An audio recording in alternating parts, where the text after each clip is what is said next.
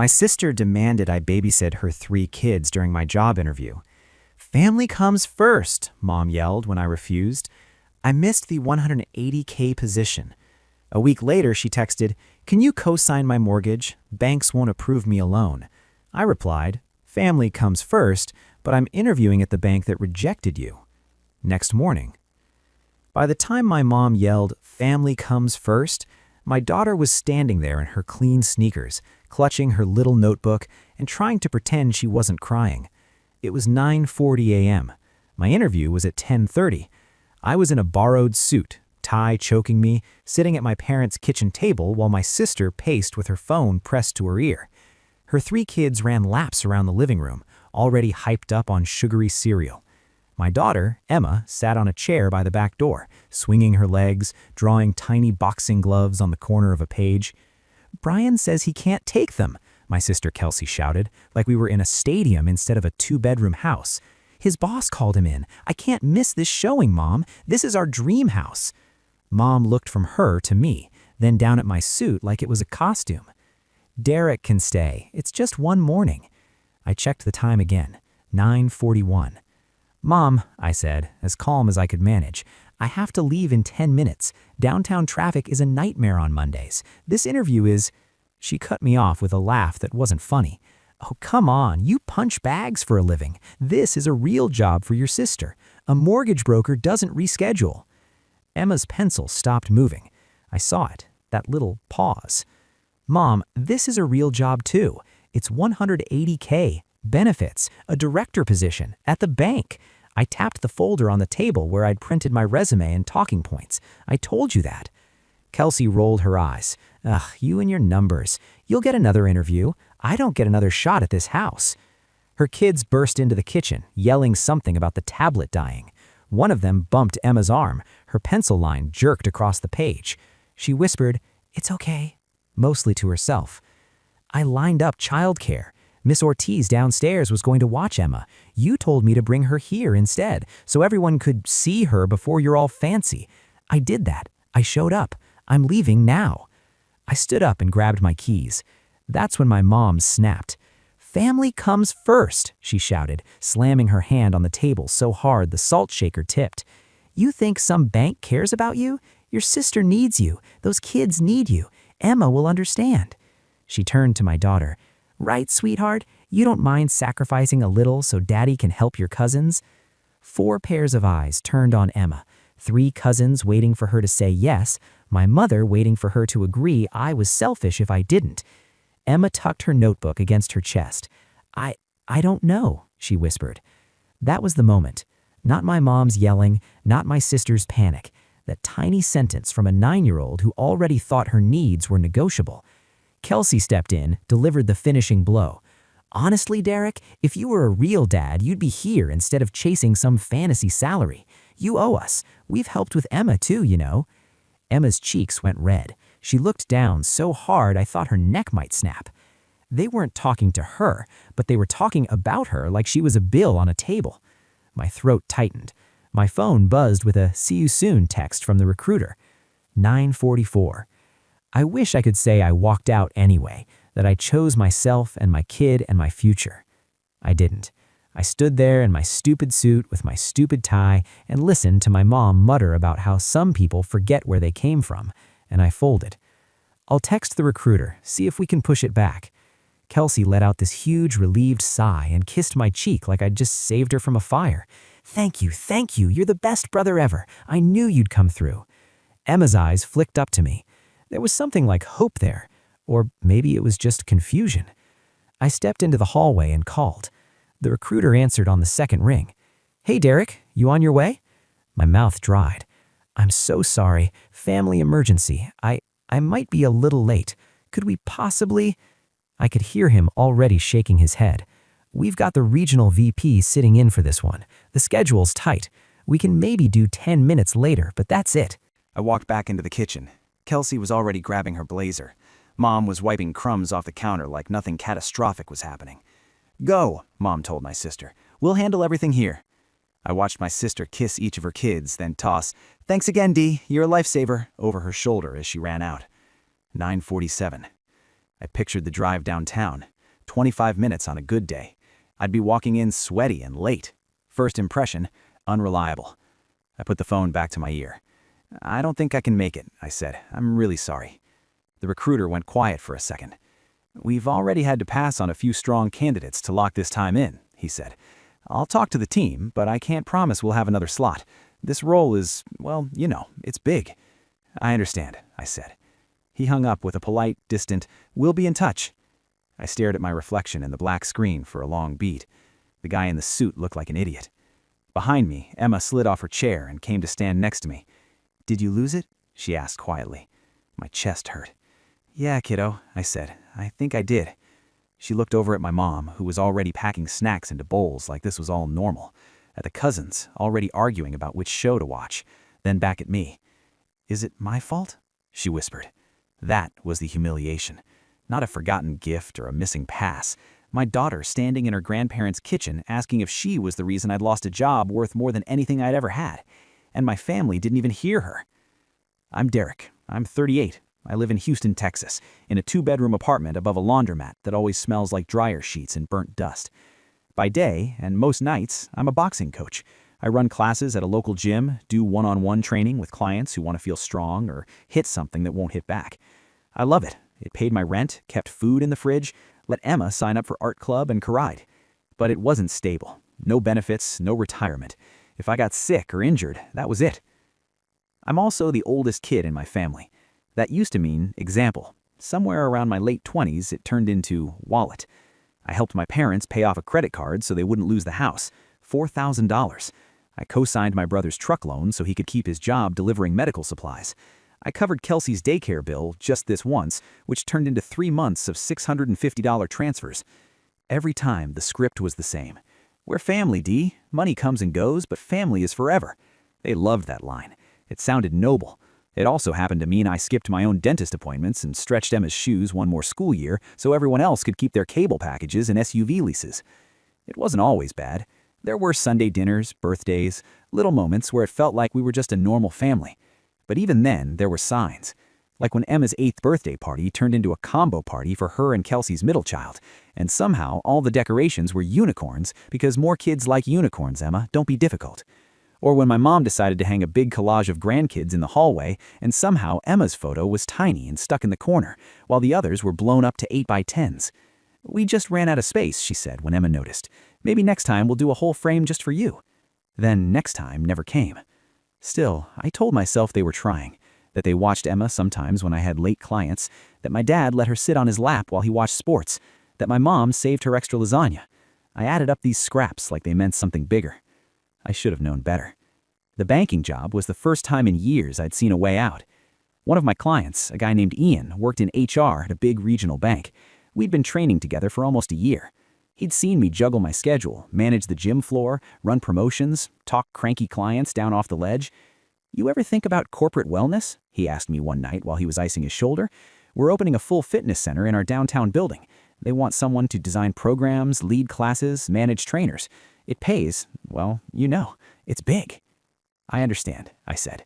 We spent weeks polishing my resume.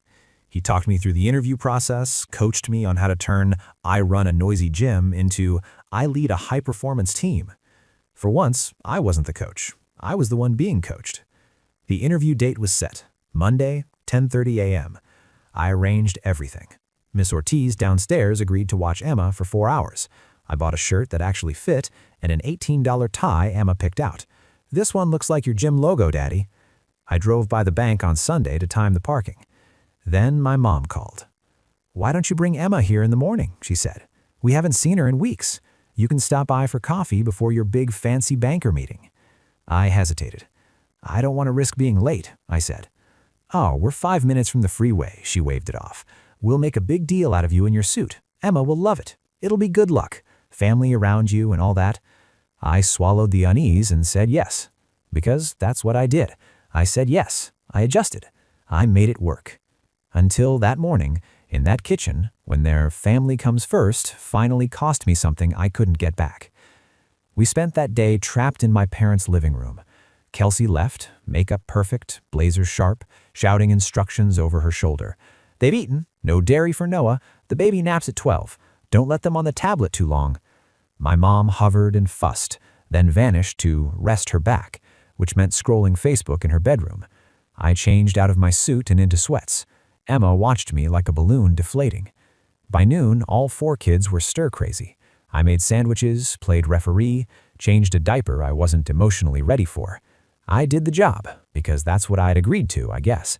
At 2:30, Emma curled up next to me on the couch. "Daddy," she asked, "that job was really a lot of money, right?" "Yeah," I said, not sugarcoating it. It was. Her fingers picked at a loose thread on the cushion. "Would it have meant we could have gotten a house with a yard?" It felt like she'd punched me right in the ribs. "Maybe," I said softly. "Eventually." "Oh," she paused.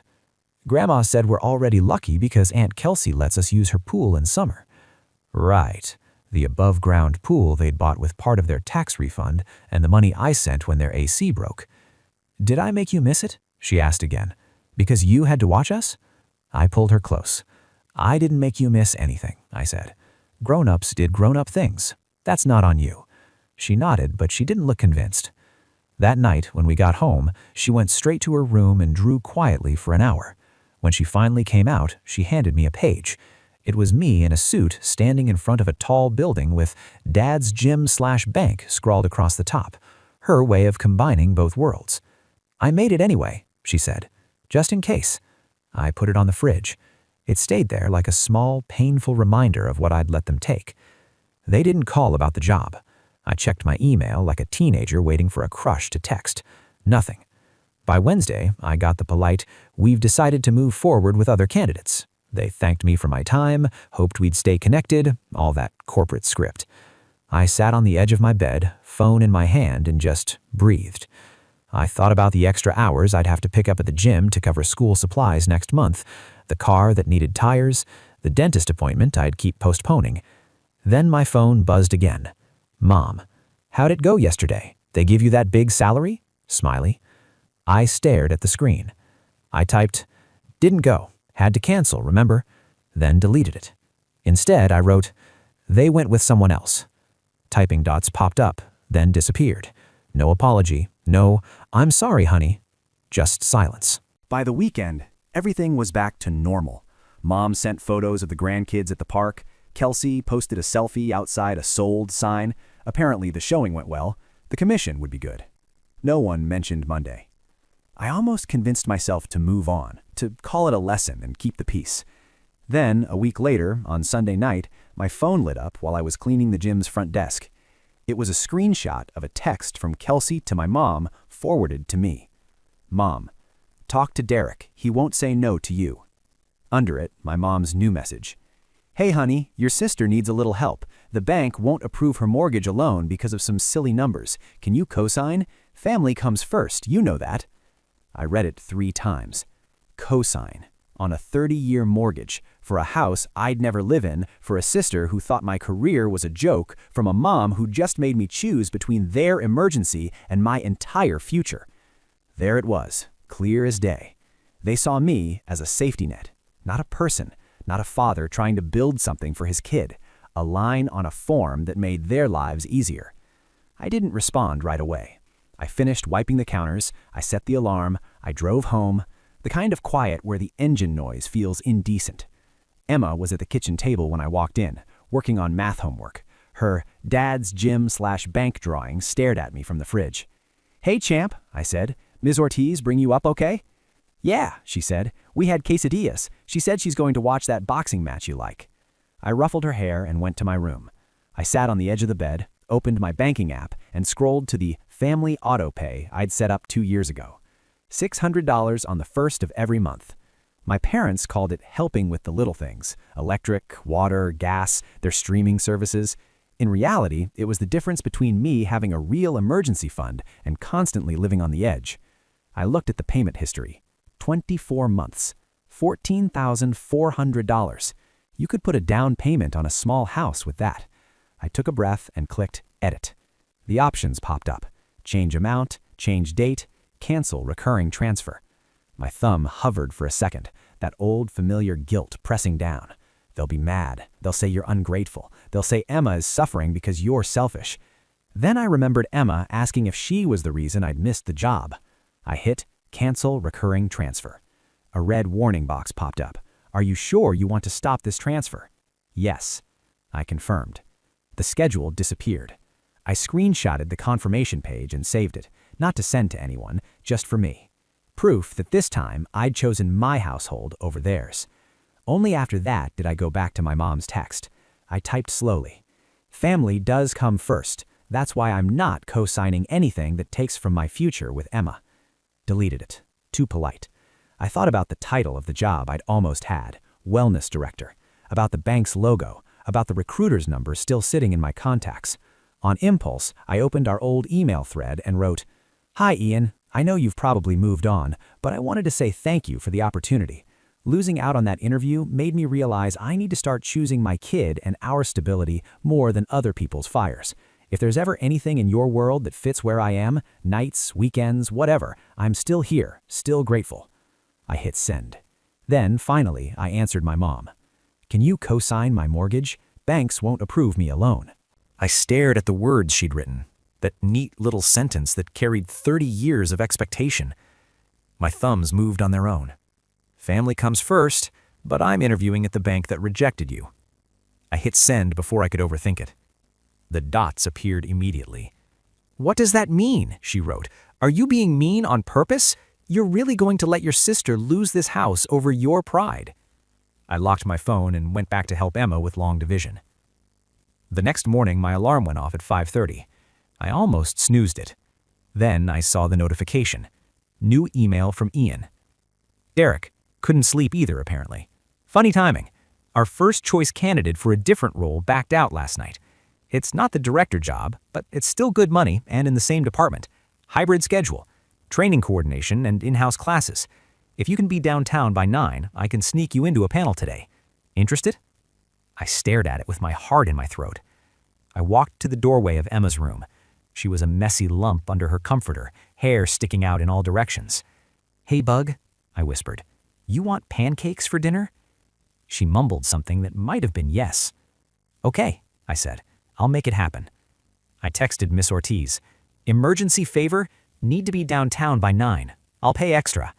She replied instantly. Drop her by at 8 and bring coffee. I put on the same borrowed suit, same $18 tie. This time, no detour to my parents' house. No showing off, no guilt. On the drive downtown, my mom called twice. I let it go to voicemail. At a red light, a text popped up from Kelsey. Mom says you're refusing to help after everything we've done for Emma. Are you serious right now? I didn't answer. I parked. I went into the bank. I shook hands that smelled like expensive cologne and lived in confidence. When they asked about my current situation, I told the truth. I run a boxing program in a neighborhood gym. I manage classes, client retention, trainer schedules, community outreach. I'm a single dad. I'm used to high emotions, long hours, and making sure the people around me leave better than they came in. They smiled. Halfway through the panel, my phone buzzed in my pocket, vibrating against my leg. I ignored it.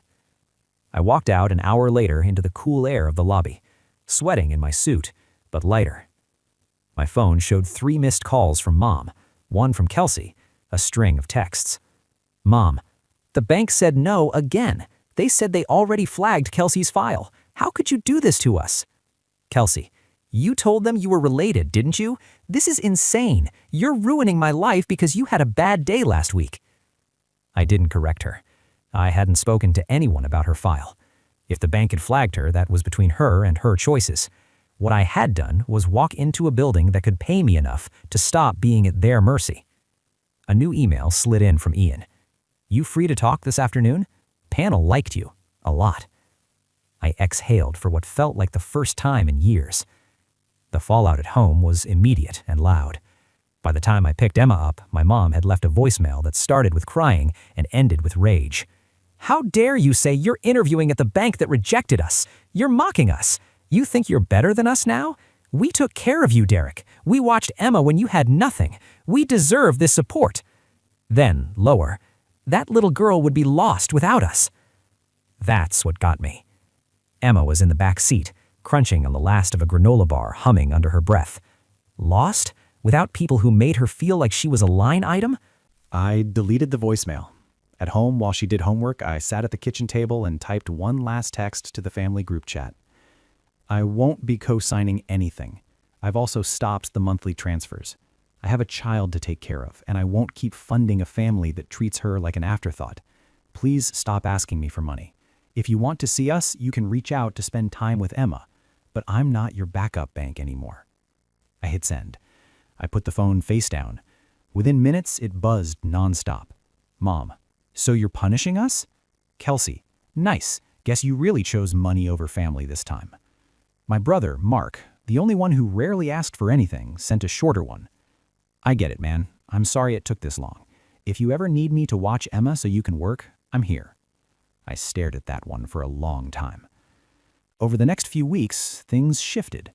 The bank offered me the job, not $180K, but $135K plus benefits and yearly bonuses, more than enough to get us out of one busted tire equals crisis territory. My hours were better. Mornings at the bank, some evenings still at the gym because I loved it. Health insurance that covered Emma's asthma meds without me arguing on the phone with a stranger. I opened a savings account with her name on it. Automated transfers into that, not out. My parents didn't show up to the gym anymore. They didn't come to Emma's next art show. They didn't text, "How's Emma?" They only messaged when a bill was due. I ignored anything that had a $sign in it. One Saturday afternoon, there was a knock at my door. I opened it to find Kelsey standing there, makeup smudged, no kids in sight. "You're really not going to help?" she asked, skipping hello. "They raised the interest rate. If I don't find a co-signer, we lose the house. The kids will have to switch schools. Is that what you want for your niece and nephews?" I stepped out onto the porch and pulled the door mostly closed behind me so Emma wouldn't hear. I want my daughter to grow up without thinking she has to bleed herself dry so other people are comfortable. I'm sorry the bank said no, but they said no, not me. She scoffed. "They only said no because you didn't fight for me. You're in with them now. You could fix this." "I'm not in with them," I said. "I'm an employee. And even if I could, I wouldn't. I'm not attaching my name to 30 years of payments you've shown you can't handle. That's not love. That's stupidity." Her eyes filled, but there was steel under it. "Mom was right. That job changed you." "No," I said. "Missing the first one did." She shook her head and walked down the stairs. "Don't come crawling back when you need us," she threw over her shoulder. I almost laughed. When exactly had I ever needed them for anything other than guilt? I went back inside. Emma was on the couch, drawing again. "Was that Aunt Kelsey?" she asked. "Yeah," I said, sitting beside her. "Adult stuff." She nodded, then held up her drawing. It was 3 people at a kitchen table. Me, her, and Miss Ortiz. Pancakes stacked high, little speech bubbles that read, "Pass the syrup," and "This is awesome." No more sad bank pictures, just us this time. I felt something loosen inside my chest. Our first holidays after the job were in our tiny place. Emma and I put up a crooked fake tree and ate too many cookies with Mark's family and Miss Ortiz. I gave Emma an envelope, a spring trip to a cabin, just us and the people we like. "Do we have to invite Grandma?" she asked. "No," I said. Later, she drew 2 stick figures by a cabin and titled it Our Family. And for the first time, that felt like enough. Derek's story breaks me because one phrase from a 9-year-old, "Is it my fault?" shows the cost of family manipulation better than any numbers. What really happened? This wasn't a family emergency. This was a system where Derek was trained that his needs always come last. Mom screams, "Family comes first," but she only means Kelsey's family. Derek's $180K interview? You punchbags, that's not a real job. Kelsey's house showing? Real job, can't reschedule. The genius of the manipulation. They made Emma part of the pressure. Emma will understand, right, sweetheart? A 9-year-old shouldn't decide if dad loses a job for her cousins, but they put her in that position, then watched her whisper, "I don't know," already trained that her needs are negotiable. The real lesson. Family comes first becomes a weapon when it means your family comes last. Derek paid $600 a month, equals $14,400 over 2 years, skipped dentist appointments, stretched Emma's shoes another year so relatives could keep cable packages and SUV leases. When he finally said no to co-signing a 30-year mortgage, you chose money over family. No, he chose the daughter who drew dad's gym/bank and said, I made it anyway, just in case. A kid already learning to make herself smaller for others' comfort. When does family comes first stop being love and start being a demand to sacrifice your child's future? And how many times must someone choose you last before you realize you were never family, just a safety net? Derek canceled the autopay and chose his daughter. That's not cruelty, that's parenting. Have you had family first that meant you last? Drop your stories below.